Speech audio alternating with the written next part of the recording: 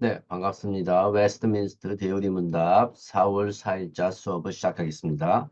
자, 문제 50번. 그리스도께서 죽으신 후에 자신을 낮추신 일은 무엇인가? 예, 죽고 나서 자신을 어떻게 낮췄나 하는 문제입니다. 예, 답은 그리스도께서 죽으신 후에 자신을 낮추신 일은 자, 장사 되셔서 사흘 만에 부활하시기까지 계속 죽은 자의 상태를 계속 하시며 3일까지 사망의 권세 아래 계신 것이다 라고 이렇게 볼 수 있습니다. 이 일을 가리켜 우리 사도신경에서는 지옥에 내려가시고 라고 표현해 왔습니다. 지난 시간에 우리가 이제 사도신경을 배웠던 이유가 이 표현 때문에 우리가 사도신경을 배웠거든요. 예, 우리 지금 개신교에서 하는 사도신경에는 저 말씀이 없지만 이제 본래 그 카톨릭에서 나온 본래 오리지널 어, 사도신경에는 저 표현이 있죠.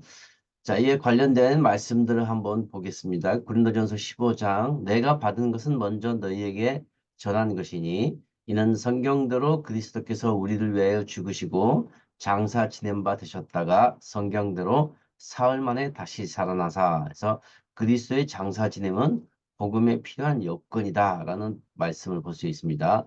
또 시편 16편에는 이는 주께서 내 영혼을 수월하게 버리지 아니하시며 주의 거룩한 자를 멸망시키지 않으실 것임이니이다. 그래서 그리스도께서 셋째 날까지 죽음의 상태와 사망의 권세에 놓이셨다는 것을 알 수 있습니다. 네. 계속해서 그냥 말씀을 보시면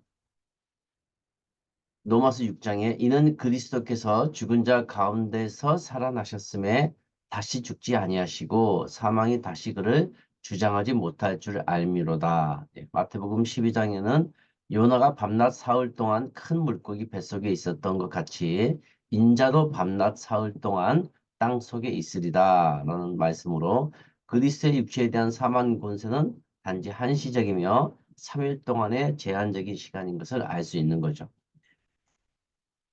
자, 우리 심화 질문을 한번 해보겠습니다. 예수님의 육신이 무덤에 있었을 때 그의 영혼은 어디에 있었는가? 예. 누가복음 23장에 있는 기록들은 낙원에 있었습니다. 십자가상 이제 한편 강도에게 하신 말씀이죠. 한번 읽어보겠습니다. 누가복음 23장. 예수께서 이르시되 내가 진실로 내게 이르노니 오늘 내가 나와 함께 낙원에 있으리라 하시니라 해서 참 육신은 무덤에 있었고 그의 영혼은 낙원에 가 있다는 것을 알 수 있는 거죠.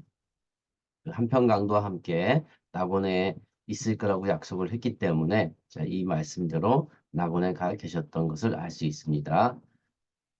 자, 두 번째 심화 질문은 그리스도의 육신이 장사 지낸 바 되시고 사망의 권세에 잠시 놓이게 된 것이 왜 수치와 비하가 되는가? 예.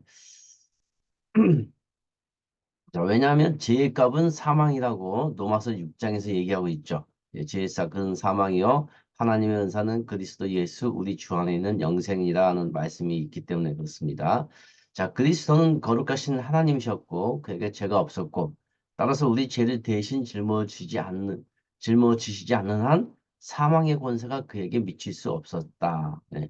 그러니까 예수님은 우리 죄 때문에 돌아가신 것이지 그분 상태로는 돌아가시지 않을 수 있는 분이셨다는 거죠. 자, 그는 우리 죄를 대신 지시고 우리 죄의 대속자로서 돌아가셨죠.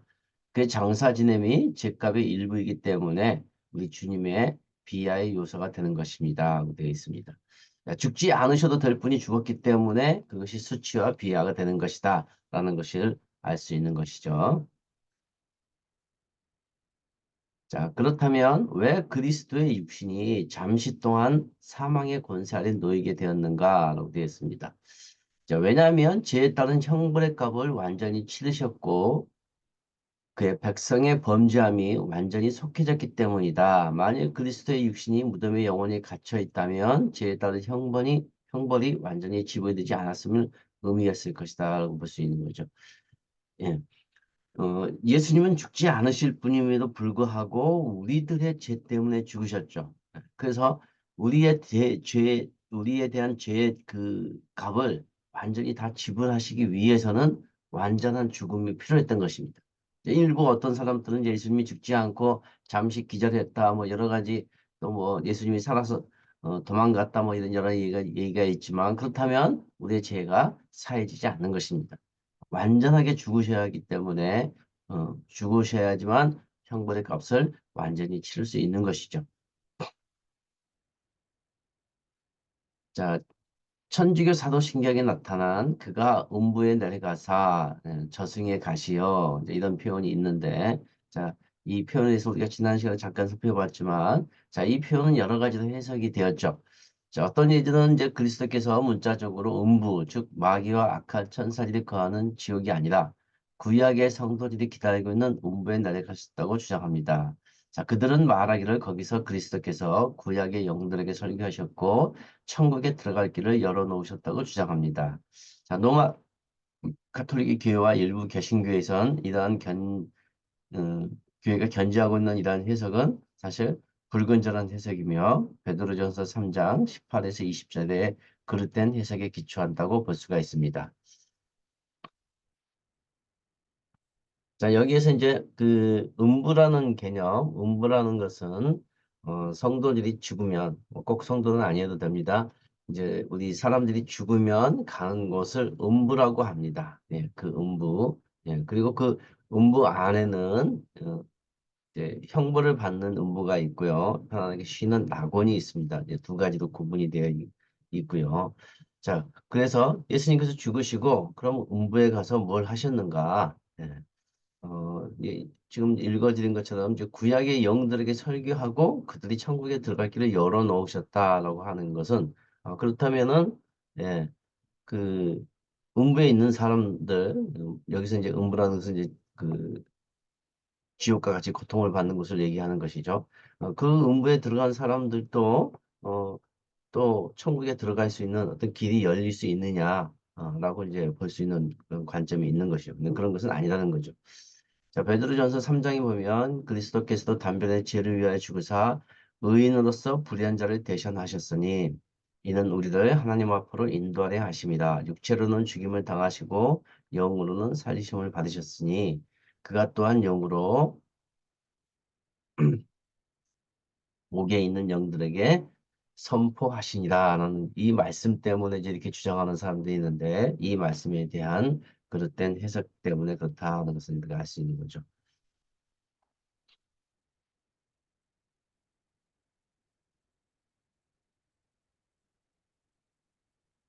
자, 또 어떤 개신교인들은 그가 음부에 내려가사라는 단어가 십자가에서 그리스도의 고통을 의미한다. 얼마나 예수님이 이제 고통을 당하셨는지는 우리가 또 지난 시간에 함께 이제 나눠봤죠. 예, 즉 그리스도께서 장소로서의 지옥이 아니라 고통의 경험으로서의 음무를 의미하는 것이다. 하나의 영적인 것으로 이제 해석을 하는 것이죠. 자, 이러한 해석은 교리적으로는 옳게 보이지만 역사적으로는 증거가 불충분하다. 예. 뭐 이제 충분한 어떤 고통은 경험하셨다는 것은 우리가 그 동조를 하지만 그것이 실제 죽지 않고 고통만 당했다는 그런 것은 아니라는 거죠. 왜냐하면 이제 그 사도신경에 표현된 음부라는 단어가 게헨나라고 되어 가 아니고 하데스라고 있기 때문에 그렇습니다. 이제 우리 대요리 문답은 그가 음부에 내려가사라는 단어가 그리스도의 장사 지냄과 잠시 동안 사망의 권세 아래 처음을 의미한다고 교훈하는 것이죠. 따라서 여기 이제 지옥 즉 음부란 사망의 권세가 미치는 영역으로 이제 이해돼야 됩니다. 사망의 권세가 미치는 영역에 가셔서 거기서부터 주님이 다시 그 사망의 권세를 깨고 부활하신 것을 볼 수 있습니다. 문제 51번 해보겠습니다. 그리스도의 높아지심은 무엇을 의미하는가? 자, 그렇다면 지금까지 우리는 그리스도의 낮아지심에 대해서 함께 나누어 봤습니다. 그렇다면 이제 높아지심은 무엇이냐? 자, 낮아지심의 대표적인 게 이제 사망을 당해서 그 육체가 이제 죽어 있는 상태라고 얘기한다면 높아지시면 이제 드디어 그 사망의 권세를 깨고 부활 승천하심으로 하나님 우편에 앉아 계신 것과 장차 세상을 심판하러 오시는 것들을 다 포괄해서 말하시는 것이죠. 예수님이 이제 성육신에서 이 땅에 오신 오셨고 그거부터 십자가에 죽으시면까지가 전체적인 그리스도의 낮아지심이라면 이제 그리스도께서 부활하고 다시 심판하고 세상에 오실까지의 일괄적인 것을 그리스도의 높아지심 이렇게 이제 볼 수가 있습니다. 데살로니가 후서 1장에 이제 관련된 말씀이 이렇게 되어 있습니다. 이러한 자들은 주의 얼굴과 그의 힘의 영광을 떠나 영원한 멸망의 형벌로 받으리라 하고 되어 있습니다. 자, 하나님 면전에서의 영원한 분리를 말씀하는 것이죠. 또 마가복음 9장에는 이제 이런 말씀이 있습니다. 만일 내 발이 너를 범죄하게 하거든 찍어버리라. 발이 저는 자로 영생에 들어가는 것이 두 발을 가지고 지옥에 던져지는 것보다 나으리라. 만일 내 눈이 너를 범죄하거든 빼버리라. 한눈으로 하나님 나라에 들어가는 것이 두 눈 가지고 지옥에 던져지는 것보다 나으니라. 거기에는 구더기도 죽지 않고 불도 꺼지지 아니하니라 해서 영혼과 육체의 가혹한 고통에 대한 말씀들을 볼 수 있습니다. 계속해서 말씀을 보겠습니다. 마태복음 26장에는 그러나 이렇게 된 것은 다 선지자의 글을 이루려 하심이라 하시더라. 이에 제자들이 다 예수를 버리고 도망하니라 해서 제자들로부터 버림받은 예수님을 이제 볼 수가 있죠. 또 이사야서 53장에 그는 주 앞에 자라나기를 연한 순 같고 마른 땅에서 나온 뿌리 같아서 고운 모양도 없고 풍채도 없으신즉 우리가 보기에 흠모할 아름다운 것이 없도다. 그는 멸시를 받아 사람들에게 버림을 받았으며 강구를 많이 겪었으며 질고를 아는 자라. 마치 사람들이 그에게 얼굴을 가리는 것 같이 멸시를 당하였고 우리도 그를 귀히 여기지 아니하였도다. 해서 세상으로부터 조롱받으시고 배척당하신 그리스도를 볼 수 있습니다.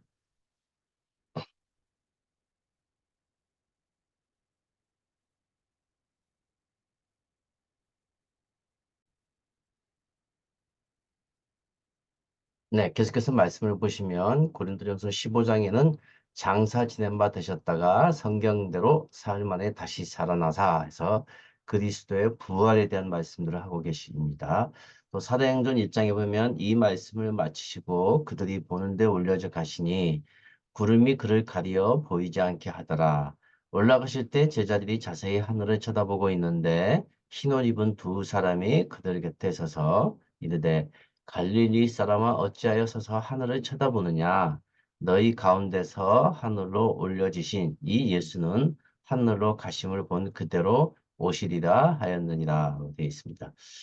에베소서 1장 20절에 또 보면 그의 능력이 그리스도 안에서 역사하사 죽은 자들 가운데서 다시 살리시고 하늘에서 자기의 오른편에 앉으시사 이렇게 되어 있습니다. 그래서 그리스도께서 하나님 아버지의 보좌의 오른편에 앉으셨다는 것을 우리가 알 수 있습니다.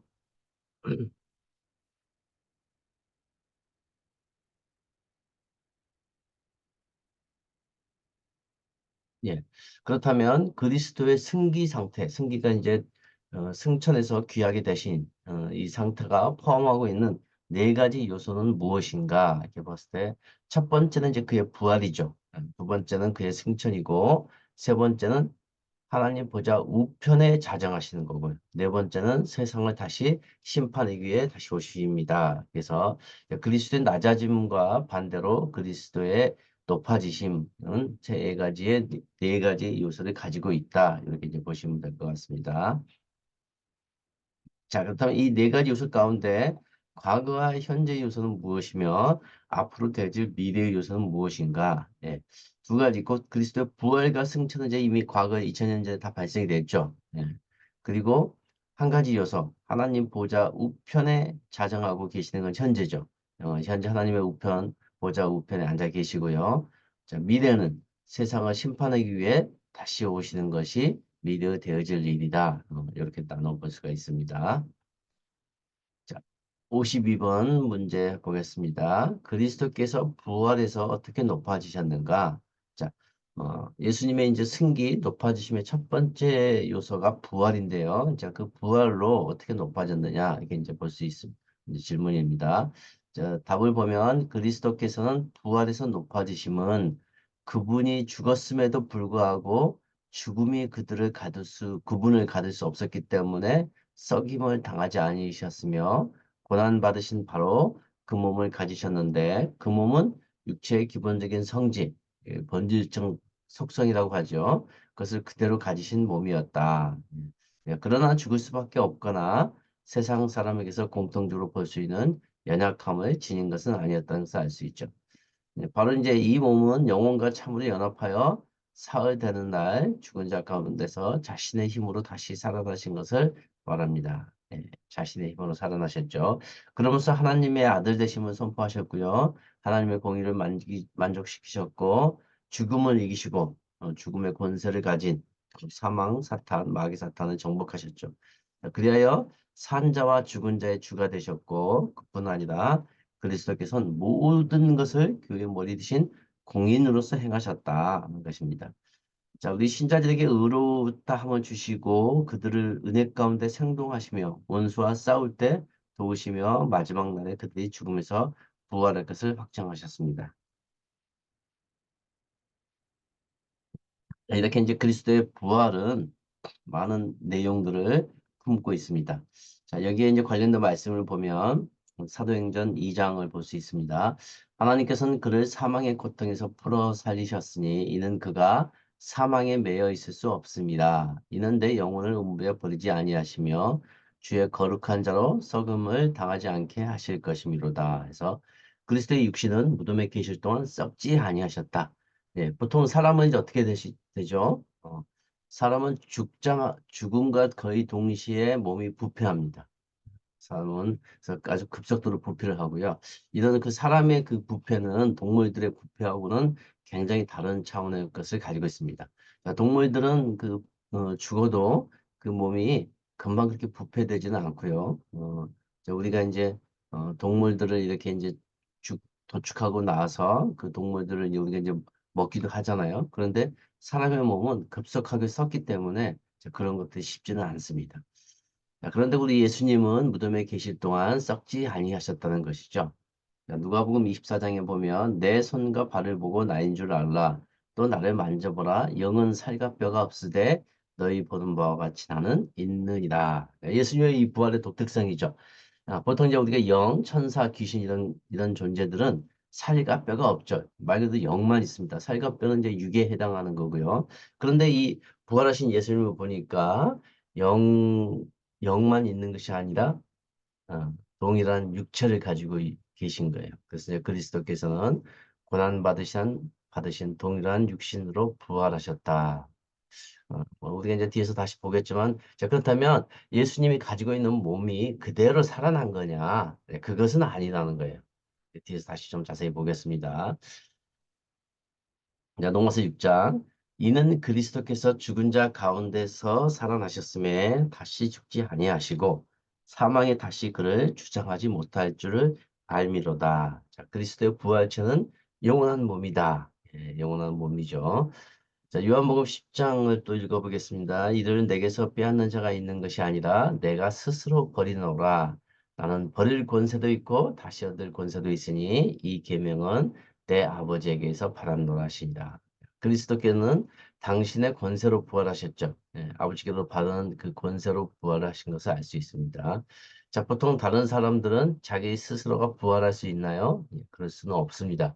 오직 하나님의 아들 되신 예수 그리스도만 하실 수 있는 것입니다.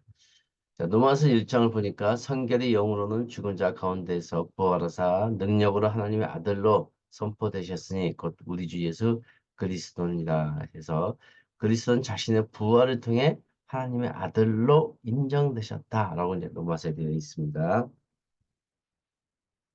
자, 심한 질문을 해보겠습니다. 그리스도의 육신이 무덤에 있을 동안 썩지 않았음을 우리가 어떻게 할 수 있느냐? 시편 이제 16편하고 사도행전 2장 27절을 비교해 보면 잘 알 수 있다고 되어 있습니다.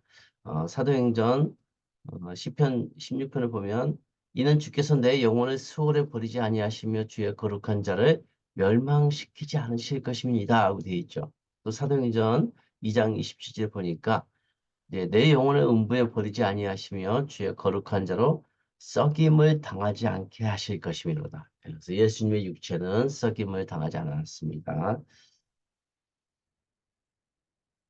자, 그렇다면 그리스도께서 영원히 사망의 권세를 취하는 것이 불가능했던 이유는 무엇이냐? 어, 지속적으로 계속 이제 우리처럼 사망 권세 아래에 있는 것이 불가능한 이유는 크게 두 가지로 볼 수 있습니다. 첫 번째는 그의 신성 때문이다. 예, 하나님의 아들로서 그리스도는 사망 권세 아래 머물러 있을 수 없는 것이죠. 사망 권세를 능가하신 분이기 때문에 그렇습니다. 자, 두 번째는 죄의 형벌이 완전히 치러졌기 때문입니다. 따라서 사망이 더 이상 그리스도를 붙잡고 있을 수 없게 된 것이죠. 자, 죄의 형벌을 치르기 위해 십자가에 죽으신 것이고 십자가에 죽으심으로써 비로소 죄의 형벌이 다 치러집니다. 그래서 이제 우리가 이제 다음부터는 어, 그 죄가 있는 이런 상태가 아닌 죄가 없는 상태를 이렇게 얘기할 수 있습니다. 자, 제3일에 그리스도께서 어떤 육신으로 부활하셨는가? 이제 그가 고난을 받으셨던 동일한 몸으로, 동일한 몸인데 그러나 영광스럽게 변화된 몸으로 부활하셨습니다. 몸이 변화되신 거예요. 그러니까 단순히 죽은 상태에서 깨어난 게 아니신 것이죠. 이런 점에서 예수님의 부활은 독특함을 가질 수 있습니다. 자, 본질적 속성들이 의미하는 무엇이냐? 이제 본질적 속성 또는 성품이 의미하는 바는 그리스도의 참된 육체를 가리키는 거죠. 누가복음 이제 24장을 보면 알 수가 있습니다. 제가 아까 읽었던 말씀드리죠. 자, 그리스도의 이제 영광스러운 몸과 십자가 달리기 전의 몸에는 어떤 차이가 있는가? 자, 그의 영광스러운 몸에는 사망이 없는 몸이죠. 이생에 속한 여러 가지 연약함이 없는 몸을 의미한다고 볼 수가 있습니다. 자, 그렇다면 그리스도의 부활에 나타난 다섯 가지의 위대한 진리는 무엇인가? 첫째, 그는 하나님의 아들이시다. 둘째, 그는 그의 백성의 죄를 위해 하나님의 의를 만족시켰다. 하나님의 공의를 이제 만족시킨 것이죠. 세 번째, 사망을 정복하셨죠. 네 번째는 그래서 사탄과 마귀를 이기신 것입니다. 다섯째는 그는 산자와 죽은 자의 주님이시다는 것을 알 수 있는 것입니다. 자, 그리스도의 부활과 요한복음 11장에 나타난 이제 기록된 나사로의 죽은 가운데서 다시 살리신 사건에는 어떤 차이가 있는가? 자, 그리스도는 당신의 권능으로 스스로 부활하셨지만 나사로는 다른 이, 즉 그리스도의 권능에 의해서 부활한 것이죠. 자, 그리스도는 다시 죽지 않을 몸, 영원히 이제 살 수 있는 몸으로 부활했지만 나사로는 다시 죽을 몸으로 살았죠. 결국은 그것은 이제 나사로는 다시 죽은 거죠. 전승에 의하면 나사로는 그리스도의 승천 이후 구브루, 키프루스라는 섬에 이주해서 아마 거기서 죽었다고 기록이 되어 있습니다. 자, 그렇다면 산 것과 살리는 것이라는 단어의 의미는 무엇인가? 이제 산 것이라는 단어는 살아있다, 생명이 있다라는 뜻의 옛 단어고요. 살리는 것이라는 단어는 살아있게 하다라는 뜻을 가지고 있습니다. 자, 공인이라는 표현은 이제 무엇을 의미하냐면, 공인이란 자신을 위해 사적으로 행동한 사람이 아니라 일련의 무리를 대표하는 공식적인 대표를 가리키는 거죠. 공인은 단어 자체가 공식적인 대표자, 뭐 이런 의미도 포함되어 있습니다.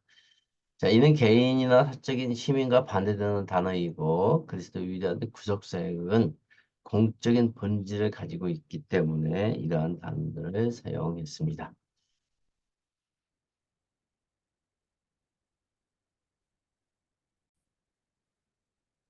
예, 그러니까 계속해서 이제 부활이 무엇인지 또 부활했을 때 가진 몸, 이제 영의 몸이라 하고요. 지금 이제 우리가 갖고 있는 육의 몸의 차이, 그리고 또 부활과 소생의 차이 부분을 좀 더 자세히 알아보겠습니다. 자, 육의 몸이 있고 영의 몸이 있습니다. 이제 고린도전서 15장이 부활장이라고 해서 부활에 대한 부분이 자세히 있기 때문에 15장을 한번 잠시 읽어보겠습니다. 고린도전서 15장 하늘에 속한 형체도 있고 땅에 속한 형체도 있으나 하늘에 속한 것의 영광이 따로 있고 땅에 속한 것의 영광이 따로 있으니 해의 영광이 다르고 달의 영광이 다르며 별의 영광도 다른데 별과 별의 영광도 다르도다. 죽은 자의 부활도 그와 같으니 썩을 것으로 심고 썩지 아니할 것으로 다시 살아나며 욕된 것으로 심고 영광스러운 것으로 다시 살아나며 약한 것으로 심고 강한 것으로 다시 살아나며 육의 몸으로 심고 신령한 몸으로 다시 살아나나니 육의 몸이 있은즉 또 영의 몸도 있느니라.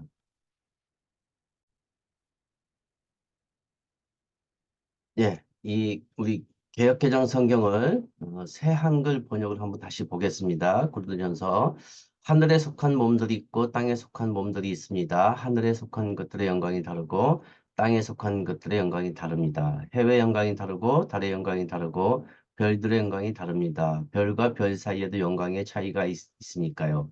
죽은 사람들의 부활도 마찬가지입니다. 썩을 것으로 뿌려지지만 썩지 않을 것으로 부활합니다. 보잘것없는 것으로 뿌려지지만 영광스러운 것으로 부활합니다. 약한 것으로 뿌려지지만 강력한 것으로 부활합니다. 자연에 속한 몸으로 뿌려지지만 영적인 몸으로 부활합니다. 자연에 속한 몸이 있다면 영적인 몸도 있습니다. 네. 자, 그래서 우리가 육의 몸하고 영의 몸을 한번 비교해 보면 이렇게 이제 한번 구분해 볼 수 있습니다. 자, 우리 육의 몸은 불신자, 신자, 자, 불신자는 육의 몸이 있지만 영의 몸은 없죠. 우리 신자고 성도는 육의 몸도 있지만 영의 몸을 가지고 있습니다. 자, 육의 몸은 부모에 의해서 태어나서 가지게 되는 거고요. 영의 몸은 성령에 의한 것입니다. 따라서 육의 몸은 썩을 것이고요. 영의 몸은 썩지 않을 것입니다. 자, 소속은, 자, 육의 몸은 땅이죠. 땅에 소속이 있다면 영의 몸은 하늘의 소속을 가지고 있습니다. 그래서 이제 물질계를 대표하고 있고요. 자, 이 영의 몸은 물질계와 영전의 공존이 가능합니다. 공존이 가능하고요. 존재 영역에 따라서 외모의 차이가 있습니다. 자, 그리고 영광, 빛은 하나도 없죠. 그리고 영의 몸은 영광스러운 것을 가지고 있고요. 자, 강도도 우리 육의 몸은 약합니다. 그러나 영의 몸은 굉장히 강하고요. 그래서 또 우리 육체의 몸은 어떤 물리적인 공간 이동의 제한을 받고 있다고 한다면 영의 몸은 제한이 없습니다. 그리고 자, 우리 육의 몸은 음식의 목적은 생존입니다. 먹지 않으면 죽죠. 반드시 먹어야 되지만 영의 몸은 어떤 즐거움으로 먹는 것입니다. 또 질병, 노화, 배설 이런 것들이 다 있어서 결국 이런 게 욕된 것이지만 영의 몸은 이런 것들을 가지고 있지 않습니다. 결론적으로 얘기하면 육의 몸은 흙으로 돌아가고요. 자, 나고 음부로 가는 것입니다. 자, 영의 몸은 천년왕국과 신천신지에 사는 그러한 몸으로 사는 것을 볼 수가 있습니다. 자, 영의 몸의 특징에서 이제 우리가 예수님을 한번 보면은요. 자, 외모는 영의 몸을 가지신 외모는 변화가 돼 버렸습니다. 변화돼. 그러니까 있는 그대로 몸으로 살아나는 것이 아니기 때문에 사람들이 알아보지 못했습니다. 자, 요한복음에 보면 이제 막달라 마리아가 예수님의 무덤에 찾아갔죠. 예, 향유하고 향품을 바르고 찾아갔는데 예수님이 이제 부활하고 없었어요. 그 장면인데, 자, 이 말을 하고 뒤로 돌이켜 예수께서 서 계신 것을 보았으나 예수이신 줄 알지 못하더라고 되어 있고요. 또 에마오로 가는 그 두 제자에 대한 장문들은 이게 되어 있습니다. 그들의 눈이 가리워져 그인 줄 알아보지 못하거늘. 자, 막달라 마리아나 이 엠마오로 가는 두 제자가 어떤 사람들입니까? 예수님을 가끔 본 사람이 아니죠. 어쩌다가 지나가다가 예수님을 한 번 본 사람이 아니고 거의 공생의 기간 동안 3년 반 동안 예수님과 밀착해서 같이 있었던 자들임에도 불구하고 예수님을 보았을 때 예수님이 어떠신 분인지 몰랐던 것이죠. 네. 자, 또 예수님의 이제 구성 성분은 썩지 않을 것, 영원 육은 있으나 썩지 않을 것입니다. 자, 누가복음에서 보면 이렇게 되어 있습니다. 내 손과 발을 보고 나인 줄 알라. 나를 만져봐라. 손과 발을 만져볼 수 있어요. 자, 영은 살과 뼈가 없으되 영적인 존재들은 살과 뼈가 없죠. 그런데 부활하신 이 영의 몸, 영체를 가지고 있는 예수님의 몸은 너희 보는 바와 같이 나는 있습니다. 살과 뼈가 있습니다. 예, 이게 이제 영체, 영의 몸을 가지고 있기 때문에 그렇습니다. 자, 그리고 소속은 영의 몸은 소속은 하늘이라고 그랬죠. 마가복음 16장 보면 주 예수께서 말씀을 마치신 후에 하늘로 올려지사 하나님 우편에 앉아 계시니라. 그래서 소속이 하늘이기 때문에 하늘로 올라가신 것을 볼 수 있습니다. 자, 존재의 영역에는 물질계와 영계의 공존이 가능하다고 그랬죠. 그리고 존재의 영역에 따라 외모가 차이가 있습니다. 계시록 1장을 보니까 촛대 사이에 인자 같으신 이가 발에 끌리는 옷을 입고 가슴에 금띠를 띠고 그의 머리와 털의 희가 흰 양털 같고 눈 같으며 그의 눈은 불꽃 같고 완전히 다른 모습들을 가지고 있죠. 굉장히 영광스러운 모습으로 변화된 것을 볼 수 있습니다. 또한 이제 공간 이동에도 제한이 없이 자유롭게 다닐 수 있습니다. 요한복음 20장에 보니까 예수님이 이제 부활하고 나서 제자들은 이제 다 두려워해서 이제 예수님의 시체가 도망갔나 부활했던 것을 믿지 않고 그러고 있었습니다. 이제 그 장면인데 이날 곧 안식 후 첫날 저녁 때에 제자들이 유대인들을 두려워하여 모인 곳에 문들을 닫았더니 이제 무서워서 이제 시체를 훔쳐갔으니 유대인들이 와서 이제 분명히 닥달을 할 것이다. 그렇게 해서 이제 문을 꽁꽁 걸어 잠그고 있는데 예수께서 오사 가운데 서서 이르시되 너에게 평강이 있을지어다. 자, 문을 닫았는데도 예수님이 딱 문을 뚫고 들어온 거죠. 그래서 이런 공간에 대한 제한을 받지 않습니다. 자, 영의 몸은 또 음식을 먹을 수 있느냐 없느냐? 예. 자, 영은 살과 뼈가 없으니까 먹을 수가 없습니다. 영은. 그런데 영체는 살과 뼈가 있죠. 그래서 잡수실 수 있습니다. 그렇다면 그 잡수시는 목적은 뭐냐? 자, 이 영의 몸의 음식의 목적은 즐거움입니다. 또 다시 회생을 하거나 이런 기쁨으로 먹습니다. 자, 누가복음 24장 보니까 부활하고 나서 예수님께서 이제 그 제자들에게 생선을 구워주는 장면인데요. 보니까 이에 구운 생선 한 토막을 드리니 받으사 그 앞에서 잡수시더라. 이렇게 잡수실 수도 있습니다. 그러나 질병, 노화, 배설은 하지 않습니다. 왜냐하면 부활 때에는 장가도 아니가고 시집도 아니가고 하늘에 있는 천사들과 같으니라. 그러니까 천사들의 어떤 영역도 가지고 있고요. 사람의 영역도 가지고 있는. 그래서 요 가운데 있는 양쪽 것을 다 가지고 있는 것을 영체 이렇게 우리가 볼 수가 있는 것입니다. 자, 이제 우리가 이제 부활로 많이 오해하는 구절들이 있습니다. 이제 부활이 아닌데 이게 이제 음, 있는데 우리 이제 성경에 보면 이렇게 이제 그 살아나는 사람이 살아나는 장면이 있습니다. 자, 이 사람이 살아나는 것은 사실 부활이 아닙니다. 이제 우리가 이제 부활 얘기를 하고 있지만 정확하게는 부활이 아닙니다. 이제 사람이 살아난 사건들을 보면 엘리야가 사르밧 과부의 아들을 살리는 사건이 있고요. 엘리사는 수넴 여인의 아들하고 또 엘리사 무덤의 사람 살렸고요. 예수님은 살아계셨을 때 회당장 야이로의 딸을 살렸고요. 나인성 과부의 아들도 살렸고 베다니의 나사로도 살렸죠. 자, 또 베드로는 예수님의 제자인 베드로는 다비다라는 도르가를 살렸고요. 바울은 도로의 유두고가 추락했을 때 살렸습니다.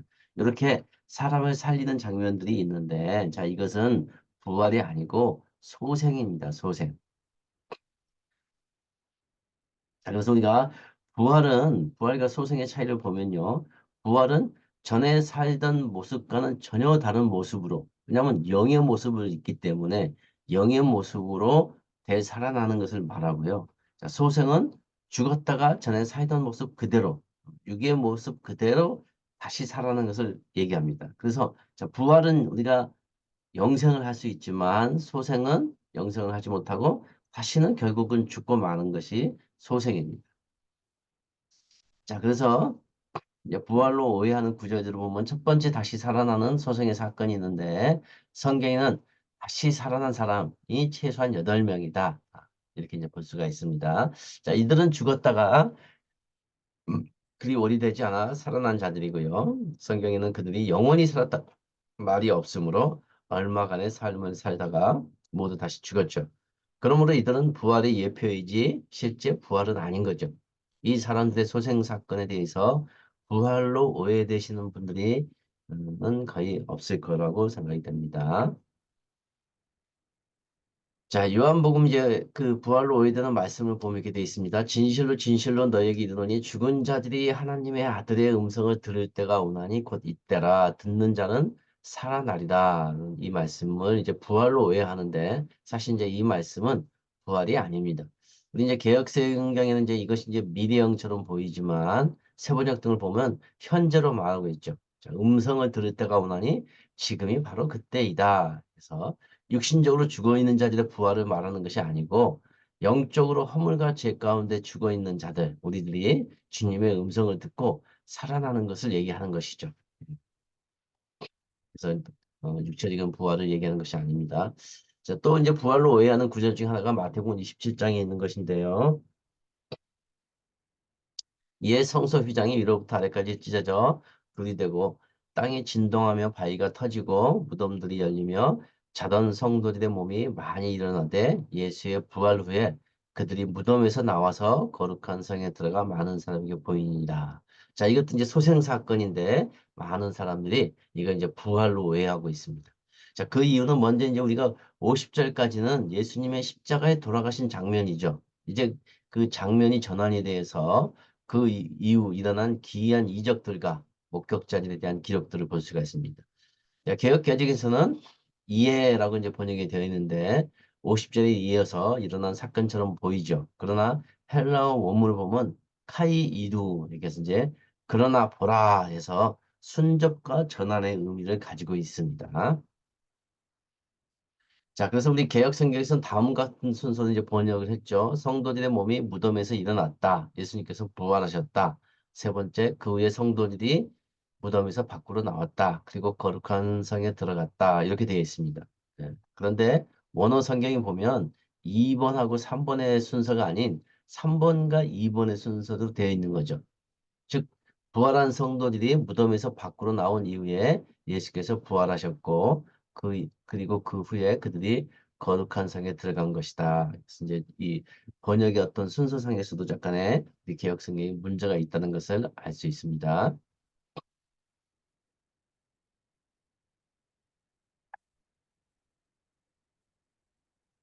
자, 개역 개정처럼 순서를 설명할 경우 예수님보다 성도라고 하는 이들이 먼저 부활한 것으로 되어버리거나 또는 이들이 살아나고 나서도 3일간 무덤 속에 머문 것처럼 보이는 것이죠. 그래서 이제 원문의 순서가 정확합니다. 원문대로 보면 이들은 부활이 아니고 살아난 것이다. 자, 이들이 실제로 부활한 것이라면 이들은 예수님보다 먼저 부활한 첫째 부활하는 자들이 되는 것이죠. 네, 그렇다면 바울 서신서나 요한계시록에 나오는 첫째 부활한 자들은 모두 거짓이 되어버린 거죠. 자, 예수님이 죽으시고 3일간을 지내고 3일 후에 예수님이 부활하셨기 때문에 그렇습니다. 자, 계속해서 보면 이에 성소 휘장이 위로부터 아래로 찢어져 돌이 되고 땅이 진동하며 바위가 터지고 무덤이 열리며 자던 성도의 몸이 많이 일어나되 예수의 부활 후에 그들이 무덤에서 나와서 거룩한 성에 들어가 많은 사람에게 보이니라 고 되어 있습니다. 땅이 진동하며라는 뜻은 이제 지진이 일어난 것을 얘기하는 것이죠. 이는 하나님의 권능을 상징하는 것으로서 예수님의 부활로 죽음의 권세가 깨어졌음을 보여주시는 것이죠. 자, 그리고 실제 이 지진의 사건은 예수님의 십자가 죽음 시점이 아닌 이제 부활 시점으로 예수님이 부활하던 시점에 이들도 같이 살아나는 것으로 보는 것을 타당하는 것이죠. 그래서 마태복음 28장에 보면 큰 지진이 나며 주의 천사가 하늘로부터 내려와 돌을 굴려 그 위에 앉았는데라고 되어 있습니다. 자, 자더는 죽은 나사로나 야이로에 따해 어떤 육체적인 죽음을 말할 때 쓰는 단어로서 인간의 육체적인 죽음을 표현하고 있습니다. 그래서 실제로 죽어서 골고다 인근의 무덤에 있는 죽은 자들을 묘사하고 있고요. 자, 여기서 이제 성도라는 표현은 우리가 이제 바울 서신서 등 이제 우리 신약 시대 교회 성도를 얘기하는 것이 아니고 아직 교회가 생기지 않았기 때문에 예수님 당시에 예, 성도라는 의미는 이제 구약적인 개념이 계속 이어진 건데요. 존경받을 만한 거룩한 자들이라는 의미의 성도입니다. 또한 이제 구약 성도들의 부활도 아닌 것이죠. 베드로는 사도행전에서 아직 다윗도 부활하지 않고 그대로 미혹 가운데 있다고 말했기 때문에 그렇습니다. 또 이제 만이라는 단어는 모든 성도가 일어나는 것이 아니라는 사실을 보여주는 것이죠. 전부나 모든이라는 단어를 사용하지 않은 것을 알 수 있습니다. 또 이제 일어나되는 53절에 예수님의 부활에만 단 한 번 사용되었고요. 나머지 죽은 자들이 다시 살아나는 것은 표현하고 있습니다. 자, 나와서는 어떤 장소를 떠나는 것으로 부활하여 승천하는 장면을 묘사하는 단어가 아니고 그렇게 사용된 적도 없습니다. 자, 거룩한 성이라는 것은 하늘에 있는 예루살렘 성을 말하는 것이 아니고 실제 예루살렘을 말하는 것으로 동일한 표현이 마태복음 4장 5절에 나오죠. 또 이제 보인이라는 엠파니저는 다른 사람의 눈앞에 자신의 모습을 보이는 것을 의미하는 동사입니다. 자, 이 동사가 법적으로 사용될 때는 고소하다는 뜻으로 사용되기도 했고요. 따라서 이 동사는 공적으로 사람들 앞에서 증거하거나 드러내 보이는 것을 가리킵니다. 그래서 이런 말씀들을 통해서 보면 예수님이 부활하실 때 살아난 사람들은 부활이 아니고 소생인 것을 알 수 있습니다. 예, 오늘 수업은 여기서 마치겠습니다.